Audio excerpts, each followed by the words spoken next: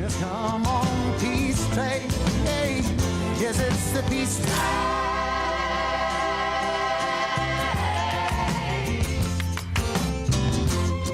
Okay, welcome back to the show, 24 minutes after 7. Great to have you along today. Now, the housing crisis is a man-made disaster of our own doing, and our election campaigns are the strangest that he's ever seen. Executive Director of the New Zealand Initiative, Oliver Hartwich, has outlined the key issues for 2017 and what he wants to see from the next government. He doesn't want to see all sorts of books released about dirty politics and things. He wants to talk about policy. So we've got him on the program. Oliver, nice to have you along this morning.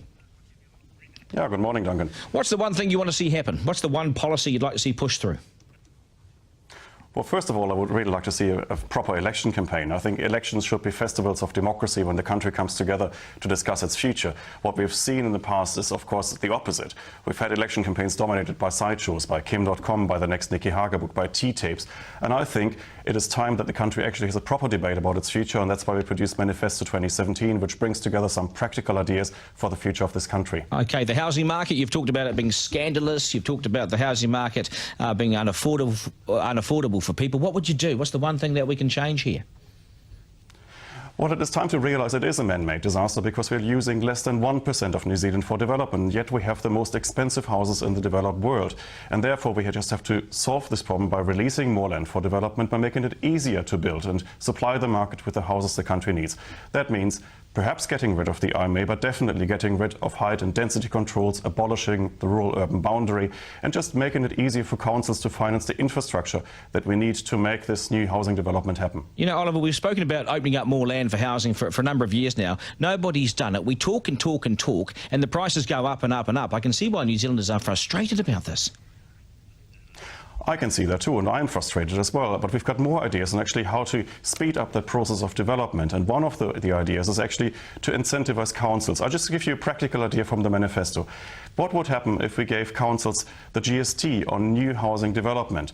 Well, I can tell you what would happen. They would just try to build as much as possible because they would want to capture that. So what we really need to do is we need to incentivize councils for building and then let them keep some of the upside, some of the tax take out of new development so that they can finance the infrastructure, that they can actually tell their local communities that development is a good thing and that there's something in it for them. So I think with planning reform has to come reform of local government finance and the way we're actually structuring our democracy in this country. Right, so you would incentivise them. I quite like that idea. Just finally, education.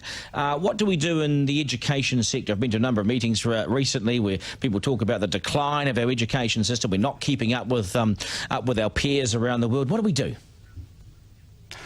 Well, there is a decline in the education system, and all international comparative studies show that we've got massive problems in science, in reading, in maths, and we've seen some dramatic declines over the past decade. We also know, of course, that it still matters where you're from. Your ethnic background, your socio-economic background matters. So basically, it is the social position of your parents that determines your chances of success in schools. So we have to fix that because we think every child in a New Zealand school, no matter where they're from, deserves a good education, a world-class education. So we actually have to find better teachers. We have to manage our schools better. We have to turn these failing schools around. And sometimes it might even mean shutting down a school that simply doesn't perform for its students for a long period of time. Oliver, hey, we'll leave it there. Appreciate your time on the program. Daunting, aren't they, some of the sizes of these issues?